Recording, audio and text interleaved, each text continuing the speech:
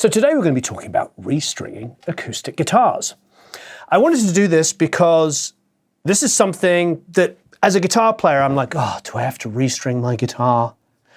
And I have found that I just sort of made it up as I went for many, many years. And then I learned a few tips from a couple of really smart people. And now it's a bit of a joy, and it's something that we're going to get into. So let's talk restringing acoustic guitars. I've got my Yamaha here, and I watched a couple of videos that people did, and they all had a very sort of professional setup where they had this, you know, really fancy thing to support under the neck, which I actually think is a really good idea. But I'm just assuming like 99% of the population that own an acoustic guitar, you don't have that beautiful fancy thing that supports the neck. So if you have a cleaning cloth like this, and this is really bog standard, I will just fold it, make it a little small, stick it under this part of the joint. And lo and behold, it's now nice and level and it's not jumping all over the place. Now, if you can get one of those fancy things to stick under there, great.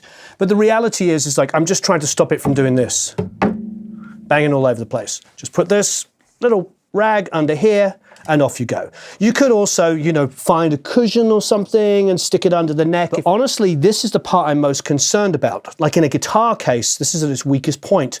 I've seen something in a truck fall on the back of a guitar case and the neck broke just here because there was no support underneath. All right, so there's the most simple, basic thing covered. Just some support on the neck. Okay, then we just need some really simple tools. This, a string winder. I can't tell you how many years I strung acoustic guitars without a string winder.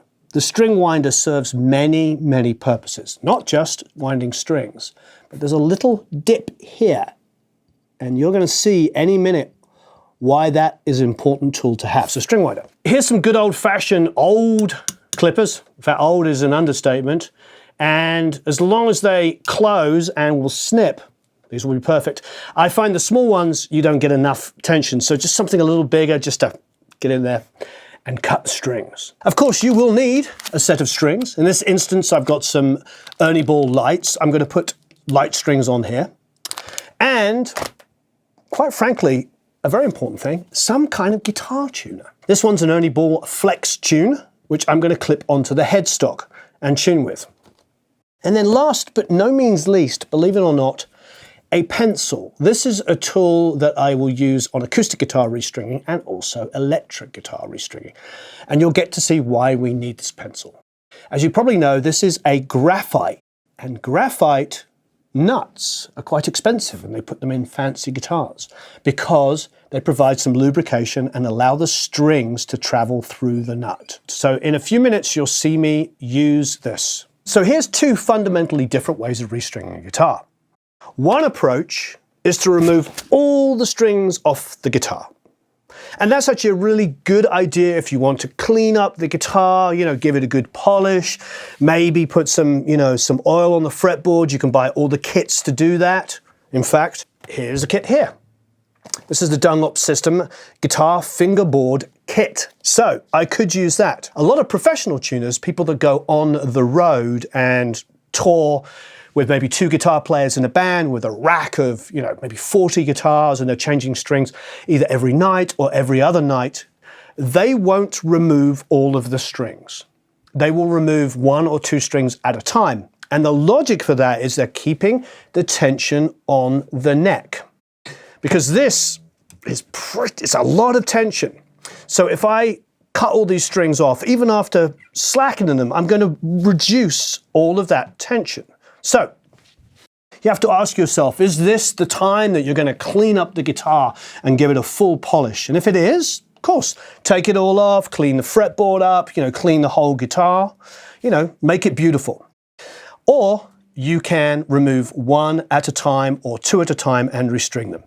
So I'm going to remove all of them for one reason and one reason alone, because once I remove all of the strings, it will be a lot easier for us to zoom in and show you how we are putting these strings on. And there's a couple of different methods. I'm going to highlight what I think are the couple of methods, but also what I think is the most effective. Okay, so let's take our string winder. What we're going to do is just slacken off the strings.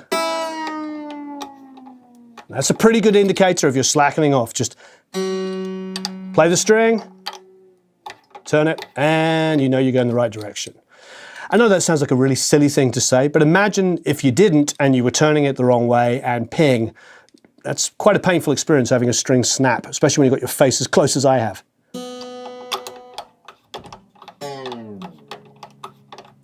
And I'm obviously doing this so you can see quite literally how I'm doing it. So immediately you can see how effective string winders are. I mean, look how easy that was to undo. So we'll go here. Okay, now, so let's clip the strings. There you go. Again, so make sure that the strings are slack enough that the neck isn't suddenly pang. This is the reason why we slacken them off first. Okay, so this is where our string winder is also worth its weight in gold. This little thing here. I've seen people put a quarter under here and push up these end pins. You could do that. It's kind of a pain getting my hand in there and doing that. But instead, the string winder has this little area here, and you literally just do that. Look how easy that is. How much quicker that is than using a quarter or any kind of thing.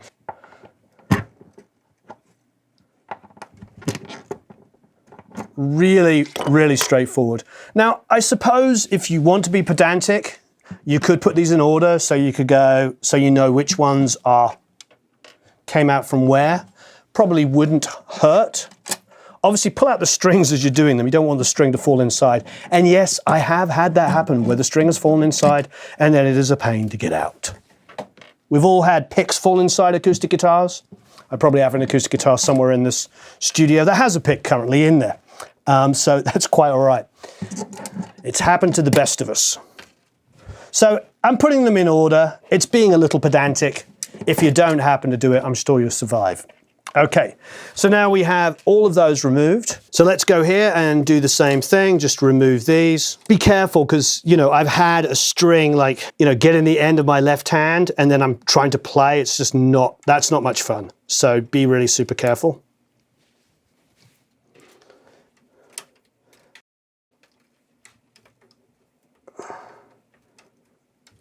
There you go. Shouldn't take more than a couple of seconds, and what you can do is obviously wrap all these things together so they're out of the way, and Bob's your uncle. Next up, here is why I'm using the pencil. So I take my nut and I just draw in here, and it's really as simple as that. This is graphite that goes in here, and it provides just a little bit of lubrication. I've been doing this for years. What I usually do is draw like this. I put excessive amounts of pencil lead in there. And it's, again, it's the graphite of the pencil. So don't be afraid to, you know, put too much on. What is quite amusing is once I've restrung the guitar, I tend to find that I've got black on the end of my fingers from all the graphite I put in it. But hey, providing extra lubrication. Okay, let us grab the strings. So we're going to open these up. What I do like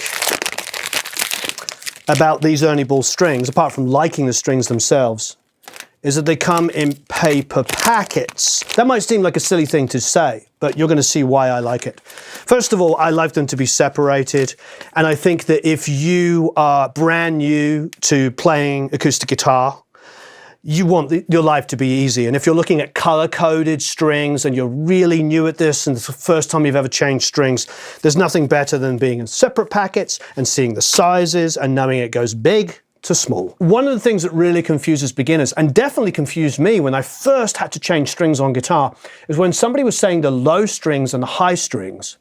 I didn't know what they meant because I couldn't even tune my guitar when I first started playing. And when somebody said, oh, the low string, I would look at the guitar from the position of playing it and see the guitar that was closest to me. And I assumed they meant that was the high string because it's the highest on the guitar. That is a really, really common mistake. When I taught guitar back in the UK, that was things that all beginner guitar players had trouble understanding. So lowest is lowest in pitch. And the great thing is when it comes in packets like this, rather than all whipped together and color-coded and all that kind of stuff, is I can take them out one at a time, which I like, and you'll see other reasons why I like it. And also it's labeled.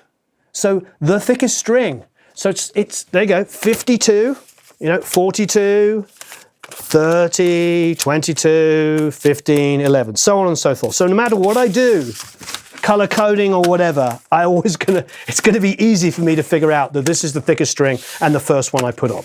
So I'm gonna take out the string, the 52. Try to do it a little bit away from your face, like I didn't then, but try so you don't poke your eye out. If you see down here, I did put them in order. I'm not saying you have to, and if you mix them up in order, it's not going to be the end of the world, but I just did. So I'm going to take the one that corresponds to the low string, which is an E, a low E, which is the fattest string. This is really important, that this little groove here is facing around the string, pointing forward. The groove is pointing forward. And I'm going to put the string just inside, and I'm going to use the end pin to push down on it. All the time pulling back. So I'm pulling back on the string while pushing in. Why am I doing that? When the string goes in, the ball end will actually, doesn't just sit at the end here, it actually slips up and ends up sort of getting jammed in here, quite frankly. That's why you have this groove. It ends up sitting in here. And the string itself will probably come around there. It's not at the very, very end. So why am I bringing that up? Well, I'm bringing that up because you want to be able to pull against this while pushing down and make sure it's pretty tight. Don't go crazy, that's fine. Pull it as tight as you can. There's a little bit more to the process which we're gonna show you in a second. Now, we go to the end here. Also, we've got the hole here on the string post. It's the string post. This is called a machine head or a tuning peg. You'll hear all people call it different things. A tuning peg or a machine head. Whatever you want to call it is fine by me. So stick the string through the hole, like so. Listen to that sound. Now, that's pulled all the way through, but I don't want it to go all the way through. I'm going to go a little bit past it. So usually on something like a regular acoustic guitar, it's about the same length past the string. So you see I'm holding the string here just past this second post. Now I'll pull back. So here we go. That's it. Quite straightforward. You can see there's some slack here to play with. Now, what we are trying to do here is we're trying to make sure that the winding of the string goes down, not up. You don't want the winds to be above up here. You want the winds to go low down. But here is a little trick, and this is my preferred way of doing it, and I stole this from a really, really great guitar tech many, many years ago. So grab this string and just twist it over the top. And then I actually just pull that up a little bit. Okay, now I'll just do this by hand for a second. I'm not going to use the string winder yet, I'm just going to do this by hand so you can see me doing it. This is one way to do it, and I'm going to show you another way in a second. And you see my finger here is pushing down like this. There you go. Now, what I've done is I've got the winding down low, but there's a winding over the top. So what that winding did is it locked the string. As you can see, the most important thing all the time is that the strings are on the inside of the post.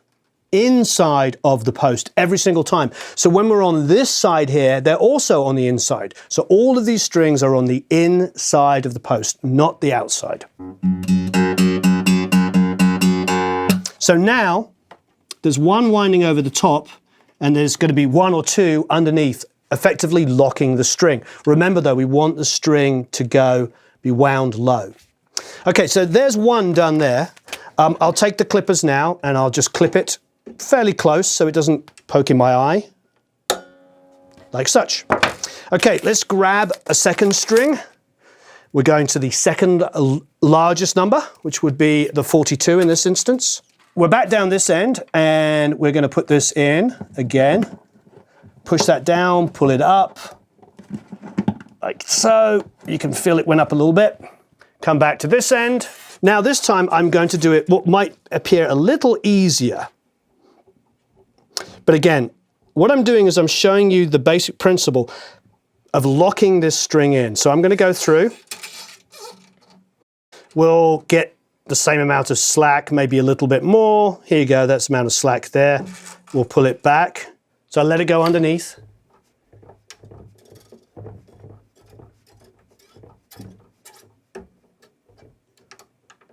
And now twist it up, and then the next loop will go underneath that. Again, locking it in exactly the same way. Now, it's obviously easy and makes more sense to just do a really super pretty one going all the way down. However, that little locking action that's provided will really, really help the string stay in tune. There you go. What we've done is we've completed exactly the same process, and you didn't have to bend it around like I did. I do that because I'm used to doing it. I just go bend around, boom, 2 winds, done. But you see what I did there is I just let it go around and then I folded it under. And I will do it once more so we can see it again. Again, let's clip. Some people clip at the end. I'm just clipping as I go. There's no rules. Okay, let's get to our next string. Again, what's the next largest number? In this instance, it's going to be the 30, otherwise known as the D string. This is the E string, that's the A string, and now this is the D string. Again, going to use this just to push it down. You'll probably notice, just because I took that little box and used it to go underneath the neck. And I've still got the padding here as well. So, you know, that was a little makeshift kind of thing. Once more, just make this go, get that straight, put it in there. I'm going to do my quick method where I just back off a little bit. This is my quick method, and I just loop it around by myself, and then I push down on my finger, pull this up, and then just tighten it. I'm not even using the string winder because I can do it all in one go. So what I've done there is I looped it over myself, started winding underneath, and folded this up. Again, I would do it 3 more times, and you'll get to see how I do it. Really, the secret is to make sure that there's 1 wind on the top, and then all the rest of the winds, the next 2 or 3 winds are underneath, locking the string in place. And if you keep pushing down like this with your finger, it will lock underneath. So you can see how that works. It's really, really straightforward, but it's a very, very simple way of knowing, feeling good about the fact that the string's going to be locked. Okay, let's grab our clippers. Remember, there's no hurry on this. It's kind of a little bit of a ritual here. And, you know, like I said, if you're really into using this as an opportunity to clean up your guitar, you can get there, you can clean the frets up and the fretboard, clean the whole guitar, and gently, you know, take your time and restring the guitar. Okay, next string is going to be the 22 wound. So once more, groove facing forward, put the string in, you can push it down using this. Make sure it's tight, pull up on the string, and then down this end. You can just line up the post, the hole, so it's easy to thread the string through, like such. And again, my way of doing it is I grab a certain amount of slack. It's a little harder on these end ones to measure it, but if you want, you can sort of imagine it's about that much slack, little bit longer than between the posts, and then pull it up. And then my way of doing it is I will go and I will twist it around like that. Once again, slowly, go round like this, twist it over the top, and then immediately push down on the string, fold this up, like so. And that way, it's now locked underneath. You've got 1 wind over the top, and then the other 2, potentially 3 wounds are underneath, and that's what you want. You want the string to be low on the post. Okay, so we quickly did that. Let's do a quick cut. There we go, we're getting there. We have 2 strings left, 15 and 11. And once again, the logic is it goes the lowest string, which is the biggest, fattest string, the one that's closest to you when you look at the guitar downwards. So we're going in numbers now, obviously. Next one would be a 15. Again, there are strings that do color-coded systems. I'm going to open this up away from my face, just in case. Going to move down here again. We're going to go with the groove, put it in here. So groove is facing towards here for the string. Put it in, pull up on this, push down at the same time, and find the hole here. Pull through. This time we can see, you know, go a little bit past the post here. So we can bring that back, wind around like this, pull this up, So it's out of the way, and then the wines go underneath. So what we did is we just created one wine over the top, and then the other 2, 3 wines, etc. Maybe in this instance it might be 3.5, 4 wines underneath. And if you want this to be pretty, you can always make sure that they're all nice and tight like that. Strings can be quite annoying, so be really careful. These little sharp things here are not pointing out too long, because the last thing you want to do is give yourself a hole in the end of your finger, which, yeah, will heal fairly quickly, but for a couple of days it'll be very painful playing guitar. And what's worse, the restringing your guitar and then being in pain, not being able to play it. All right, last but not least, we can open it up away from us. Again, take the groove, make sure the groove is pointing this way. Take the string, put it in, push down, pull up at the same time, pull down here. The hole is in line here. Let's put it through the hole. Like so. Let's make sure we have enough slack. So a little bit further than that post there. Again, folding it over like that. Over the top, wind that up. So it's just pointed up there. Grab the string winder.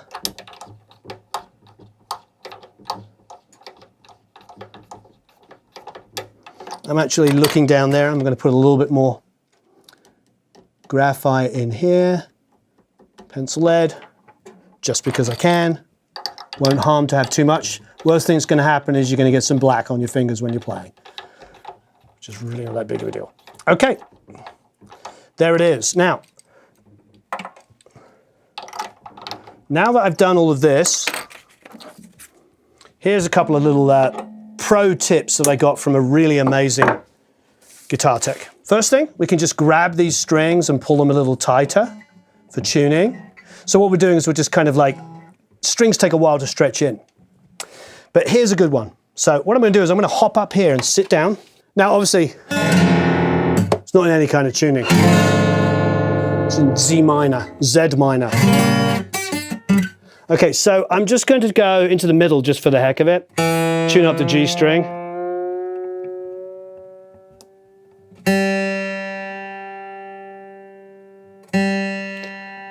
And the first thing I'm going to tell you is that's not going to stay in tune. So what most people do is they grab the G string and they tug it a little bit like this. What I like to do is like hold the string so that I'm just sort of pulling gently. Right, this is the pro tip. So, and it's great when you're using only ball strings. I take the guitar pack, and I learned this from a great guitar tech. It was Kieth Richards guitar tech. How about that for a good name drop? And what he does is he folds it in half like this. And the reason why he was suggesting that was because it's pulling in a rather large direction. So, and then he would just do this to stretch it in. And I watched him do this when he was doing all of our guitars. We were in a studio years and years ago when I first moved to Los Angeles. So it's a great little stretching tool. So again, one of those reasons why I said it's kind of nice to have paper packs.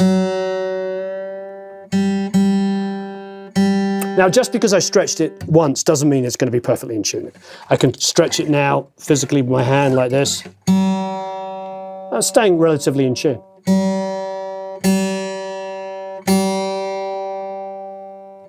But it's going to slip, and you're going to spend a few minutes doing this.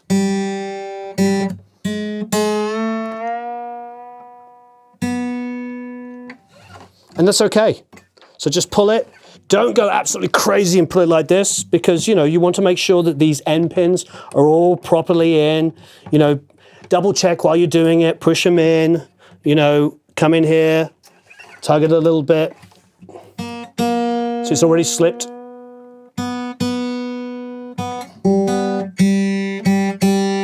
It's so nice having brand new strings on your guitar again.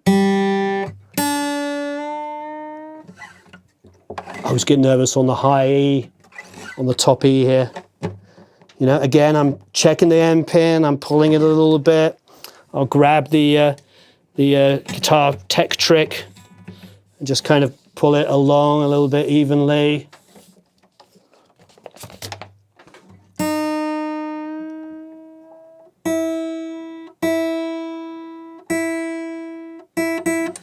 Then again, I'm going to tug it. Again, don't go too crazy on this string. Just give it a little even, tug around. That's staying pretty close. But it will slip. And the first half an hour of playing the guitar,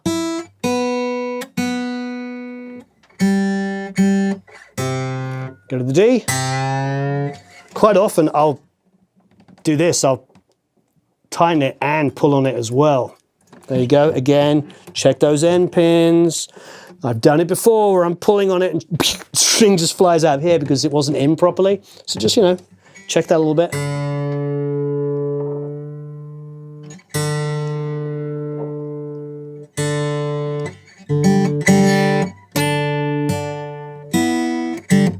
Okay, we're getting there. A.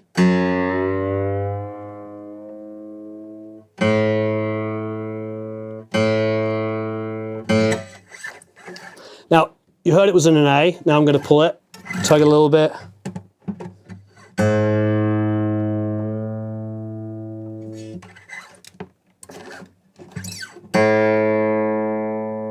Staying in quite well.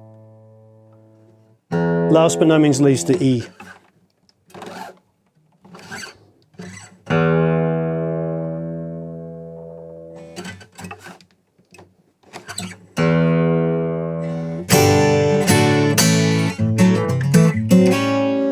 Nice.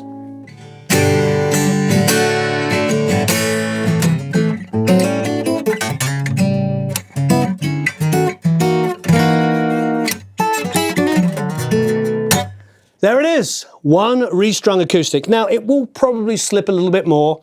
Play it for a couple of minutes, tug on the strings, and it takes a few minutes for it to settle in, but that's all part of the process. I hope that helped. Take the opportunity if you take off all the strings to give the guitar a little bit of a clean. This could do with a bit more of a clean, but I wanted to show the restringing process. So have a marvelous time. Please leave us any comments and questions below, and I'll see you all again very, very soon.